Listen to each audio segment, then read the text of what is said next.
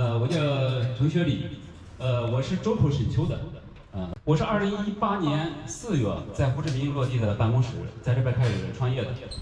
我们公司主要是做2大块，第一块就是做互联网，互联网主要是应用级的为主；第二块就是做投资，我们在上海还有一家这个私募基金公司，主要做2级市场的。我个人也做一些早期的天使投资，这是我们自己的一些业务板块。河南那边是大概16万多平方公里，越南是河南的这个面积是2倍，32万多平方公里。它的人口的话也是刚超过1个亿，在世界上来说的话，也已经是进入全球前5了。其实相对来说也是很大的这个人口大国。从人口劳动力角度来说的话，这边是比较年轻的。我们经常在这边创业的一些朋友一块交流的时候，都在说这个越南有2个半城市，我们在这边把2个半城市这个做好的话就 OK 了。胡志明、河内还包括中部的一些岘港，然后他们平均年龄的话也是相对来说比较低的，尤其像胡志明这种大的城市，平均年龄的话可能还不到30岁，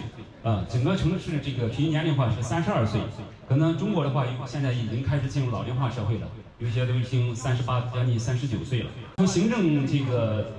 区这一块归属上来说，就是他们有5个直辖市，58个省，有700多个城市。大城市的话主要是胡志明跟河内。原来来说的话，基本上本地的话还是以越南语为主。其实讲英语的还是比较少的我们经常会打出租车了，好多其实司机来说的话，其实会说英语的还是相对来说比较少。还有包括宗教这一块，以佛教为主。饮食这一块来说的话是比较清淡，跟一些就是中国来的朋友经常开玩笑，我说现在中国这个进入这个肥胖时代，经济发达了，进入肥胖时代。我说我们在越南的话，很少看到大肚子，越南他们吃的确实是比较清淡一些的，饮食来说的话是比较健康一些。另外就是从治安角度来说的话，就是这边我认为还是相对来说比较安全的，至少我个人来说，从2018年到现在。整体上来说的话，就是来这边的话，没有经历过一些这种特殊的这种事件。治安来说呢，我认为还相对来说还是 OK 的。华人那边的话也是比较多的，在越南的华人的话有90多万，主要集中在像洪奈啦、平阳啦、广宁、海防这些地方。越南经济这一块的概括，越南 GDP 的话已经是超过4000多亿了。平均人均 GDP 的话也是4000多美金，4000多美金，相当于中国的1/3。然后居民消费这一块占比是比较高的，占了60%，投资这一块占了30%，然后这个还有就是越南这边市值比较大的这些企业，它是以国企为主，大家看一下就是排名前10的，基本上都是以国企为主，另外就是在越南这边的话，有几大产业结构，服务业占比是相对来说比较高的，还有剩下就是农林这一块。电子产业来说的话，就是分布的那些地方的话，主要是就那些省，河内那边也是比较集中的，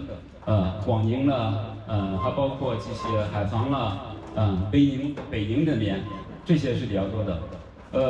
这边的话还有河南省、泰安省，包括今天各位老乡到的这个地方，也是相对来说比较集中的。另外就是越南制造的这个成本跟效率，这个劳动力这一块，劳动力我认为就是有很大的这个优势的。其实从互联网角度来说，就是这个人工成本会比较高。我们刚开始来这边招的话，招越南比较好的这个大学的这个学生，那个时候在1线城市基本上也就2000人民币左右，那是2018年那个时候，当时来这边，所以人力成本来说，我认为。这边1线城市的这个人力成本，基本上跟国内3、4线这个人力成本基本上是相当。当然外资公司的话，如果是外资生成外资公司的话，这个成本会高一些。另外就是这个效率吧，还包括便利这些交通基础设施来说的话，可能还有很多需要完善的一些地方。另外就是越南这个生活和这个支出方面。生活我认为胡志明这边的话，整个生活支出各方面这个成本，我认为其实也不低了。互联网这一块这些的话，就是我们重点是做的互联网这一块。互联网的话，就是现在像越南这个地方的话，它典型的就是发展不平衡从 PC 互联网，可能 PC 互联网还没有怎么发展的，直接跳到移动互联网。移动互联网的话，又开始到 AI 到智能时代了。现在包括电商这一块这个发展也是，从传统电商，像以拉达达、烧皮的这些、虾皮这些为代表的，还没有怎么发展，直接跳到社交了。社交还没有开始这些发展力，然后又开始跳到内容兴趣电商了，以抖音了、TikTok 这些带货为主的，所以它是同时几种模式来并行去发展的。另外现在就是。越南这边的话，它其实还是以实体经济、线下经济为主，线上这一块其实占比还是相对来说比较低的。我们可以看到，就是大部分这个使用场景还是用现金结算的。另外从网购这个角度来说的话，也是，现在年轻人也都喜欢网购，所以说在很短的时间内，TikTok 的话，他们在当地发展的非常快，也就因为更多的年轻人都转到以内容电商为主的，所以说它整体发展来说也是比较快的，增长非常快。另外就是作为这个越南这个创业这个挑战，我认为首先第一关的话，可能就是语言关吧。对很多老板来说，在这边的话就是语言不通，怎么在当地去落地的问题。你做国际化或全球化的公司的话，对于老板来说也不可能说去一个国家去学一种语言，这个还需要就是配置当地的。我是2011年开始创业，创业起点就在郑州开始创业的，随后我们整个技术团队主要是在北京，然后我是2015年在海外开始铺团队的，俄罗斯是我们第一站，我们在弗拉迪沃斯托克那是第一站，就是滨海那边，2018年随后2018年在这边设立办公室，我们作为平台来说，就是我们是希望就是把一些人才各方面给它汇集起来，也为这个中企和各个老乡这一块这个企业吧，给他们提供一些服务，从人才培养、出海运营的一些服务，包括 IP 孵化的一些产业链，这个也非常感谢各位老乡到来，谢谢大家。